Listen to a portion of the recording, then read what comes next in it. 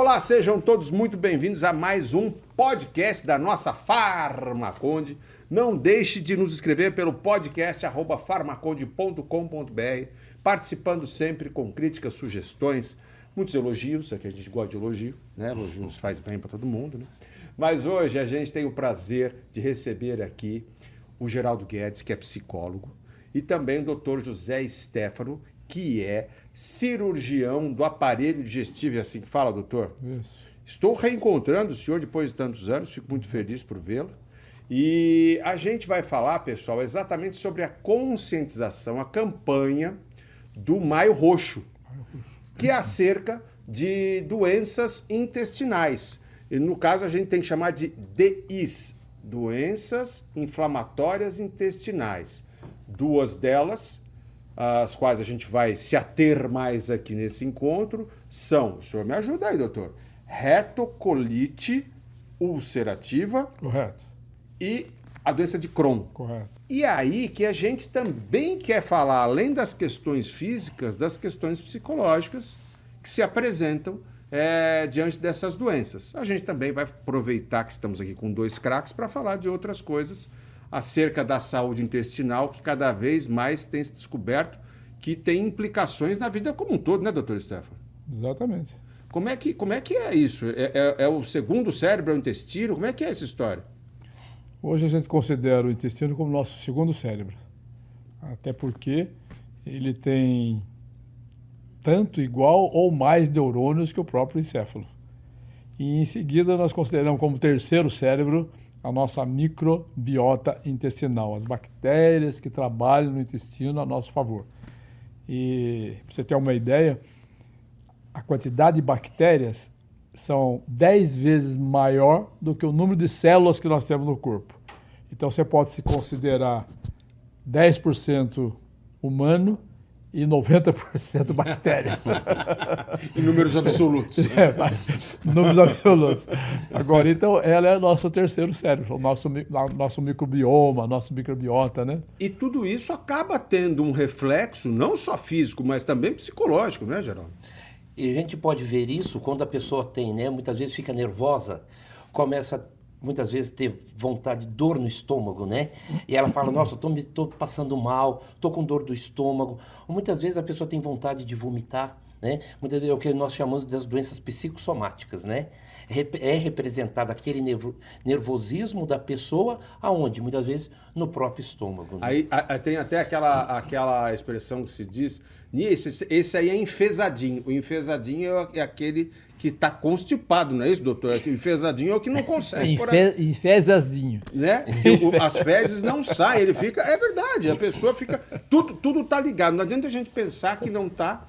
E pelo contrário, a gente tem que perceber cada vez mais como essas doenças têm consequências, mas quais seriam as causas delas? Voltando para as DIs, voltando exatamente para o tema central de hoje, o Maio Roxo, a conscientização sobre essas doenças intestinais que são inflamatórias, elas também são autoimunes, doutor? Sim.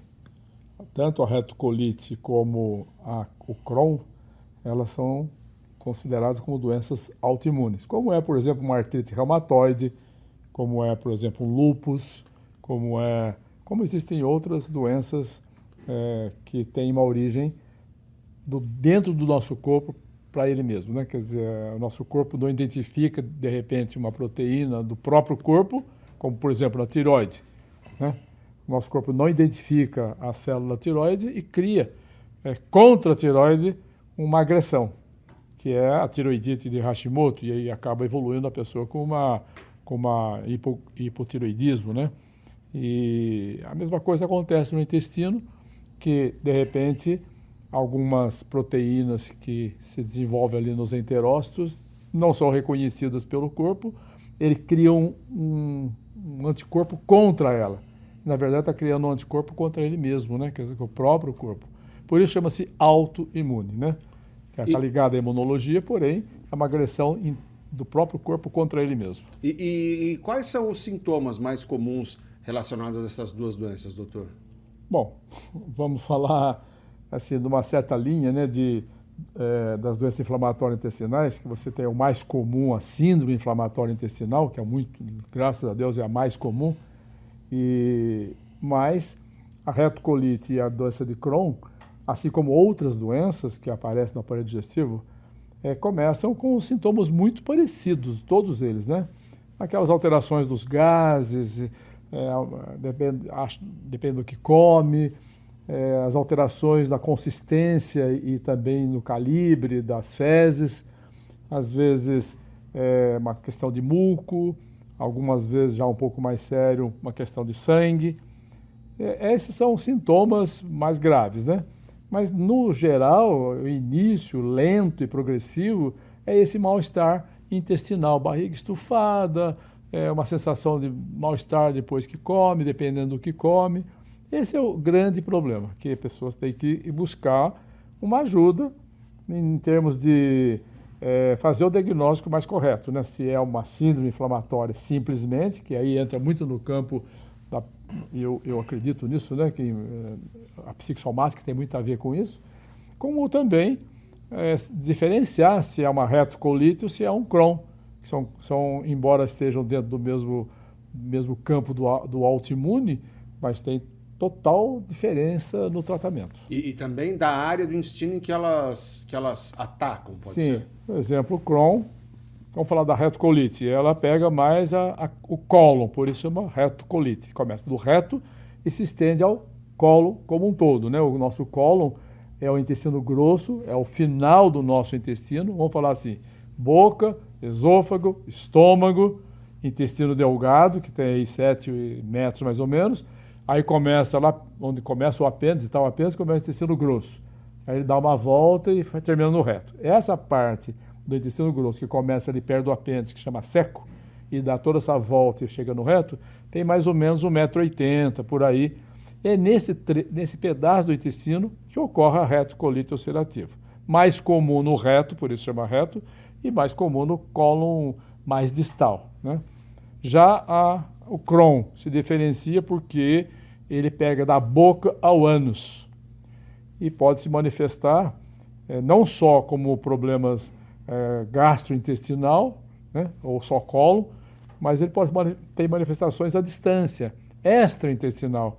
Às vezes o indivíduo com uma artrite ou um eritema nodoso, que é uma lesão que aparece na pele, ou então com uma eritema nodoso, ou uma artrite, né, ou então uma outra lesão, por exemplo, articular mesmo, como a espondilite anquilosante, que é uma coisa que dá na coluna, ou na própria bacia, que é a sacroileite, né, que a pessoa começa a queixar de uma dor, estou com dor na bacia, estou com dor na coluna. Muitas vezes nós temos que perguntar, em primeiro lugar, como é que está seu intestino? Como é que ele está funcionando? Como é que estão os seus gases? Como é que está o calibre das fezes? Como é que estão as fezes? Hoje não, já tem tempo, né? Mas a gente tem uma escala chamada escala de Bristol. Entrar na internet é facinho. Lá tem aparecem 7 imagens do seu tipo de fezes. Tipo 1, bolinha de cabrito, tá ruim. Tipo 2, bolinha juntada, grudada uma na outra, tá ruim. Quando começa a virar uma banana, tá bom. Então você perguntar como é que tá suas fezes, tá igual uma banana. Banana o quê? Ouro, prata, o nanica, o da terra, né? Aí entra o enfesado, né? Quando tem banana da terra. Que não sai de jeito nenhum. Mas, já é um problema também, né? E Geraldo, tudo isso que a gente está falando, que o Dr. Stefano está aqui trazendo para a gente, tudo isso, como que você auxilia as pessoas, como você conduz essas pessoas que eventualmente apresentem, não só as doenças sobre as quais a gente está falando, mas um desconforto ali intestinal. Como é que é essa abordagem e a questão psicossomática? A questão ela vem primeiro na questão do enfrentamento dessa nova condição que ele está passando, né? É uma modificação corporal na qual ele tem que se adaptar para que ele possa se adaptar ao meio também. Então, muitas vezes, gera alguns desconfortos, inconvenientes no dia a dia. Então, por exemplo, ele marcou para ir numa formatura. Entendeu? Muitas vezes vai ter problemas, né, dores intestinais, ou gases, ou desconforto. Então, ele vai começar a tentar evitar determinados lugares, com pessoas ou condições que ele possa até ficar com medo. Será que vai ter um banheiro mais reservado no qual eu possa utilizar? Será que eu vou ter o conforto naquele local no qual eu vou me adaptar e vou ser bem aceito? Então, nessa questão, gera duas situações de doenças que a gente pode falar. Primeiro, gera ansiedade. Será que vai acontecer? Será que pode? Será que eu vou me adaptar? Será que as pessoas vão entender a minha condição? De você chegar em um determinado local, não tem um banheiro adequado ou limpo que você possa utilizar, ou a pessoa fica constrangida de utilizar esse banheiro, ou na casa de uma outra pessoa, ou num local público. Então, antes dela fazer algum movimento ou tentar sair, ela já começa a pensar isso. Pode criar o aspecto de ansiosidade e um certo nervosismo de uma adaptação. E o segundo, ela começa a se afastar do meio social, a se isolar, porque ela fica com medo. Eu não vou ter condições, então é melhor ficar dentro de casa, reservado no meu conforto, porque eu sei que aqui eu estou, né, com todas as condições preparadas que podem me auxiliar. Aí ela entra num estado de abandono, né? De afastamento do meio social. E quando você fala disso, a gente está falando aí, você citou algumas questões de entretenimento, de vida social, mas é natural que se pense que a produtividade até profissional dessa pessoa também pode ser afetada. A produtividade, qualidade de vida, a pessoa, e principalmente a pessoa ser feliz. Ninguém é feliz quando ela tem dor, quando ela tem um mal-estar.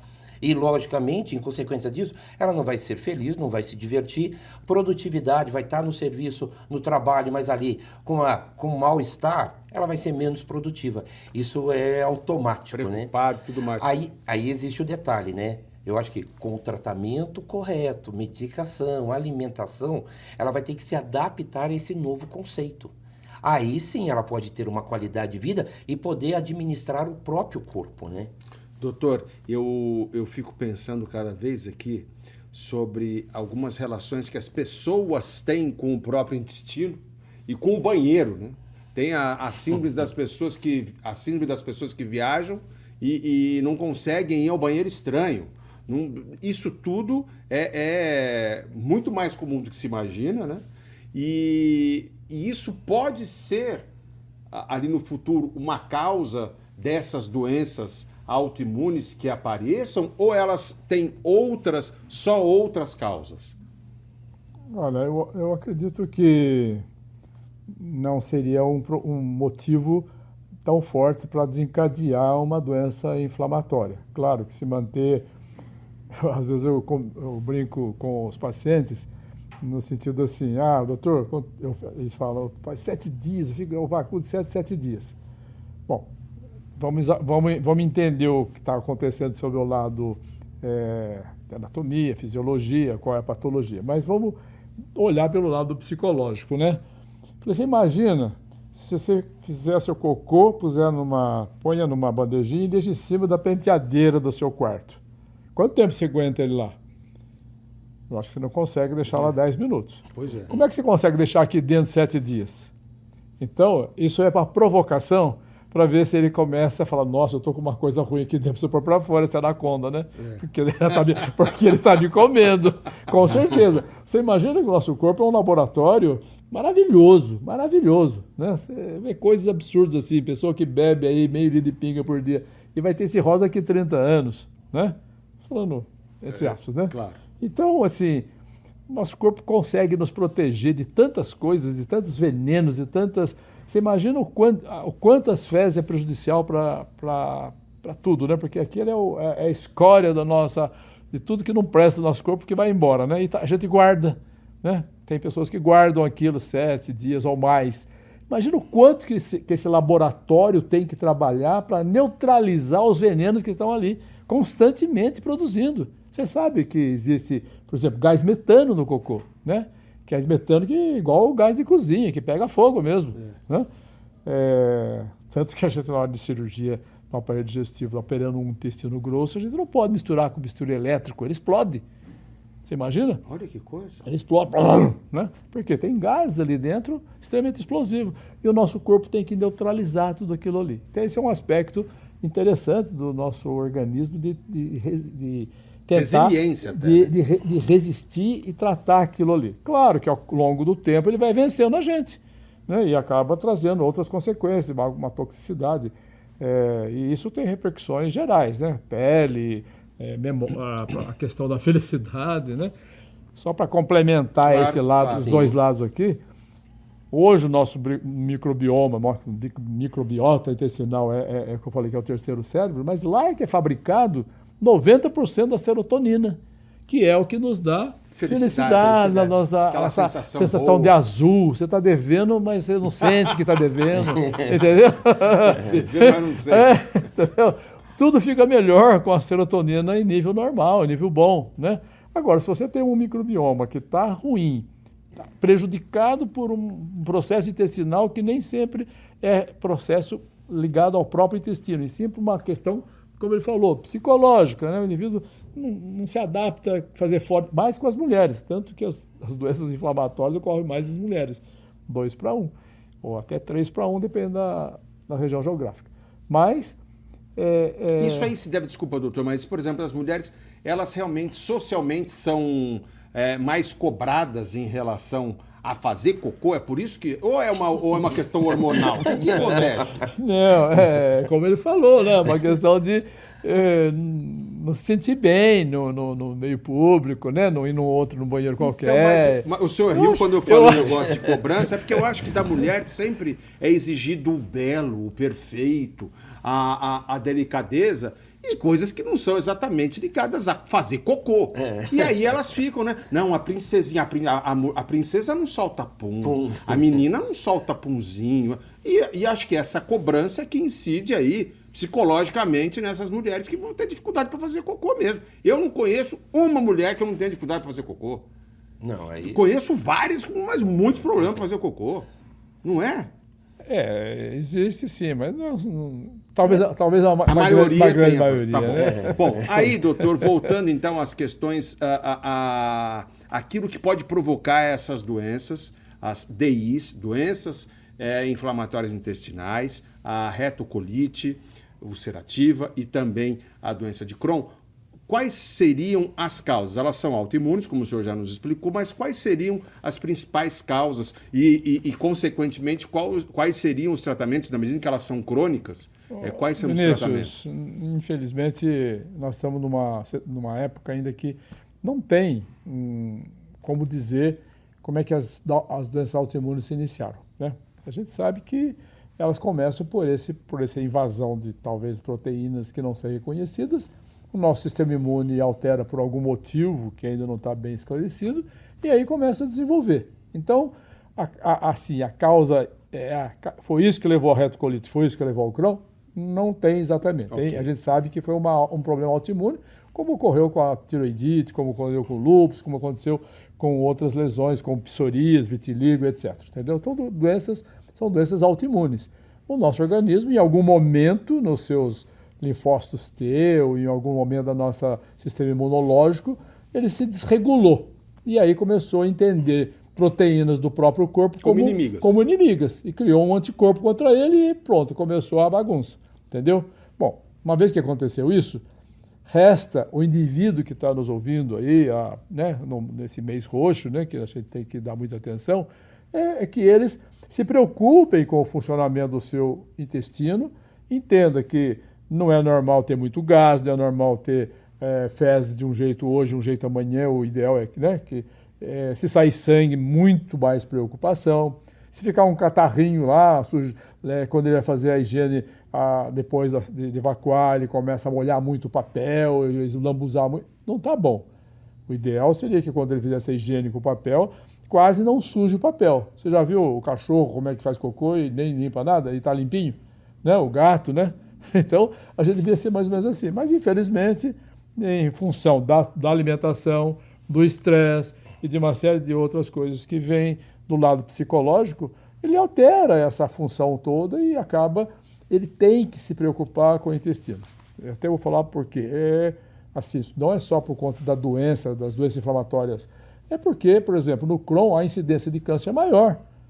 Já está aumentando a incidência de câncer de intestino, que é de cólon, né, principalmente, 99% do intestino grosso é que tem o câncer, e está aumentando em pessoas mais jovens. Antigamente era acima de 60, hoje tem pacientes, eu tenho o meu professor de inglês de 32 anos, faleceu de câncer. Eu outro dia mostrei uma entrevista de uma mãe que está agora com uma associação tudo, ela perdeu um menino com 15 anos por conta do Crohn.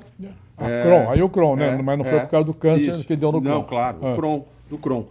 O menino começou com uma diarreia e demorou muito para fechar o diagnóstico. E não fecharam o diagnóstico, foram descobrir depois, quando foram fazer como se chama? Autópsia. A autópsia.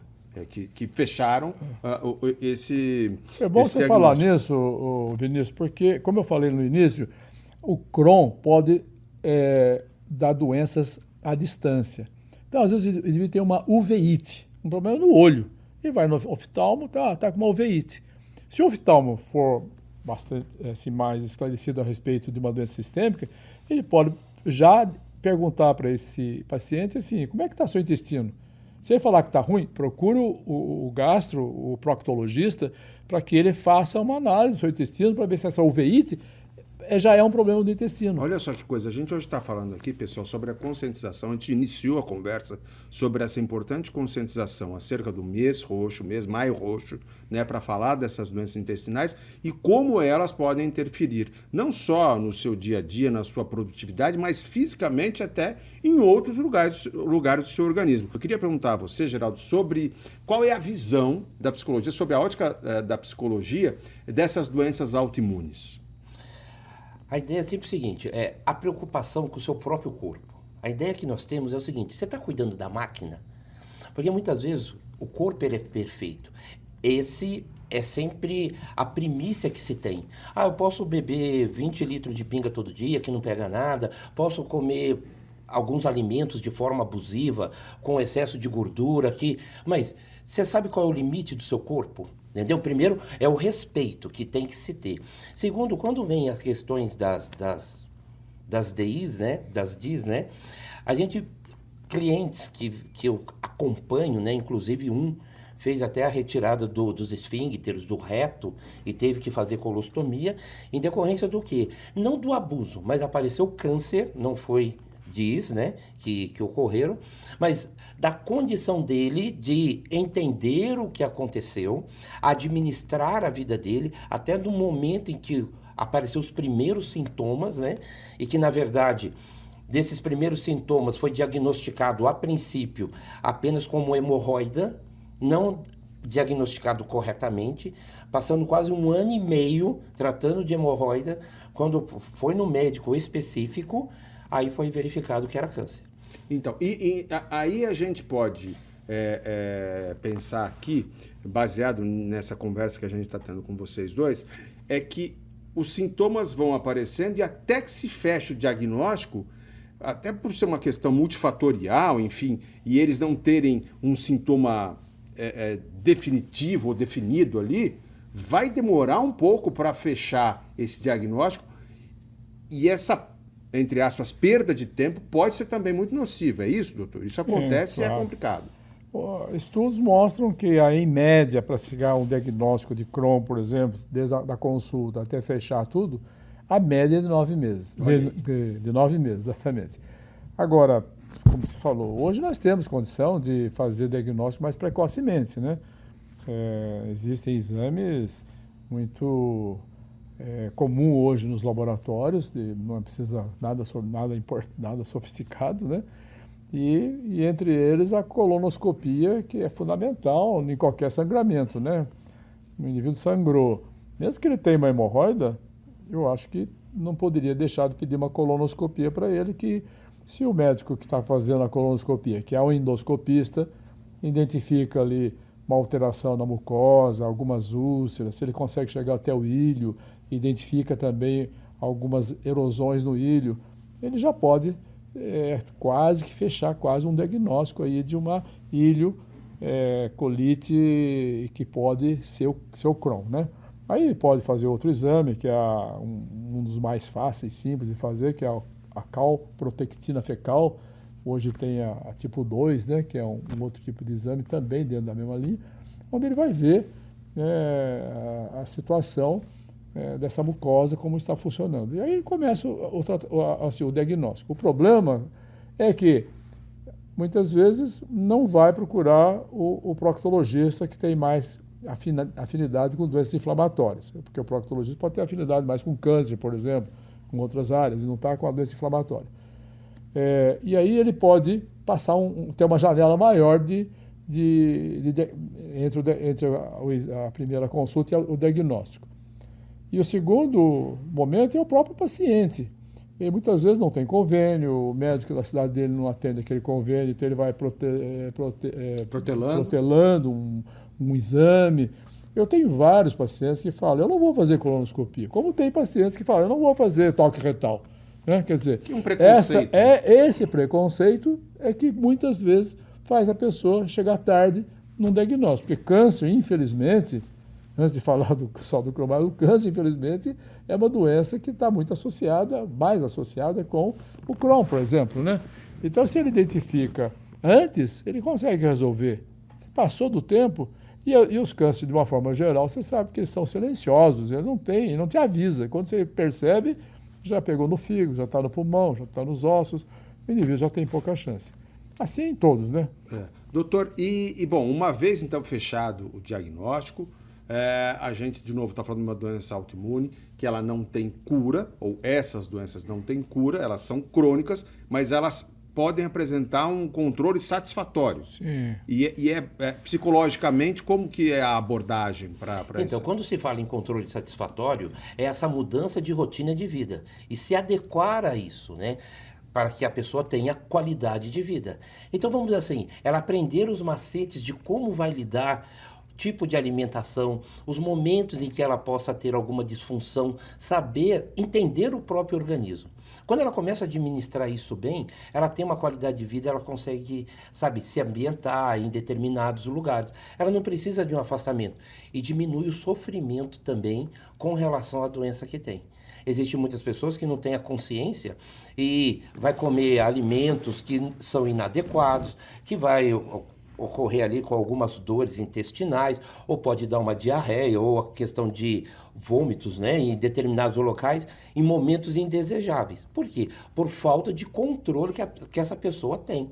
De disciplina, muitas vezes, ela vai disciplinar ali, né? Correto, porque a máquina, ela tem um novo conceito a partir de agora. Então, o que eu vou alimentar essa máquina? É esse cuidado, ou a pessoa ter o carinho com o próprio corpo, porque o seu corpo é a sua vida.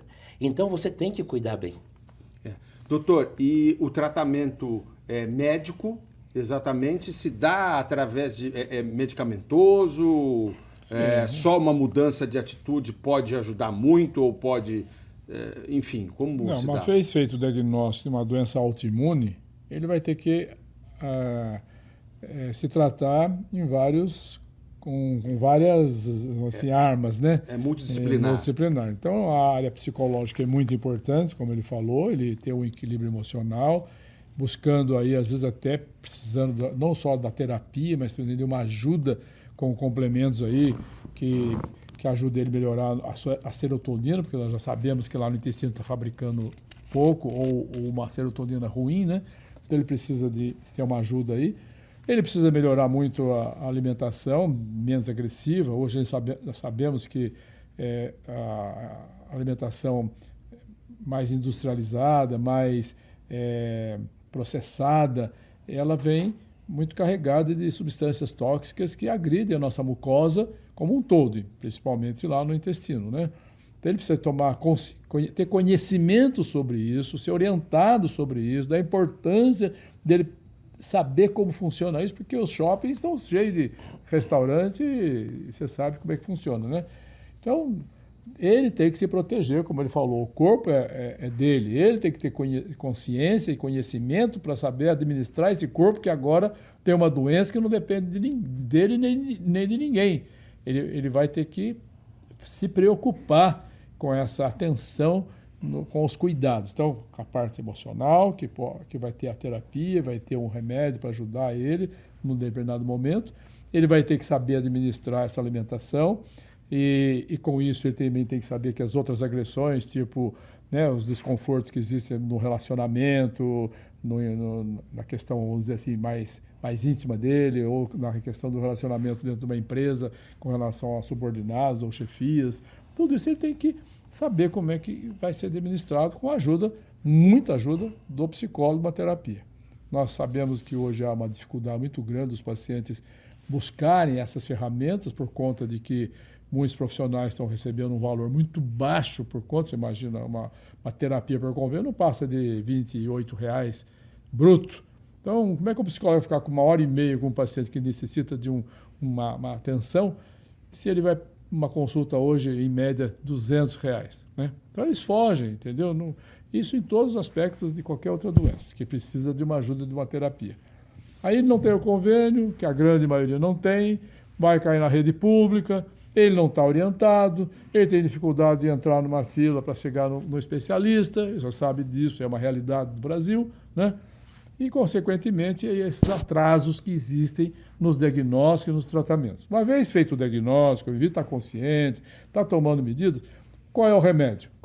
Tem 3 linhas de remédio para iniciar. Então, ele começa lá atrás com a sulfasalazina, com a mesalazina, entra depois com um pouco de corticoide, e o médico vai ter que ir dosando isso. Não é que chegou lá, toma essa receita e vai ficar bom. Não é assim. E a doença é progressiva, então ela vai aumentando, até chegar num ponto em que ele vai tomar os imunossupressores, e depois, hoje, graças a Deus, nós temos os remédios que agem no sistema nosso da inflamação, né? Que é as TN-alfas, né? Os fatores tumoral, que são substâncias altamente inflamatórias, e é aí que progride a doença, né? Então nós temos que inibir esse TN-alfa. Então existem os biológicos. Então você vai tomar um remédio biológico hoje custa, assim, para começar um tratamento na faixa aí dos 15 a 20 mil reais. Hoje, graças a Deus, o SUS paga essa medicação, os convênios são obrigados também a pagar para quem tem o convênio, então está protegido. O problema é chegar lá, entendeu? O problema é chegar lá com toda essa orientação, com todos com essas ferramentas que vão ajudá-lo. Agora, chegamos no final? Não, infelizmente a doença pode ter outros cursos, né? E aí foge a capacidade até da medicina ajudar mais do que está sendo feito. Muitas vezes vai para a cirurgia, então, aí tira seu intestino grosso, aí ele ficou sem intestino grosso, ficou com uma bolsa de ilho, mas a doença continua.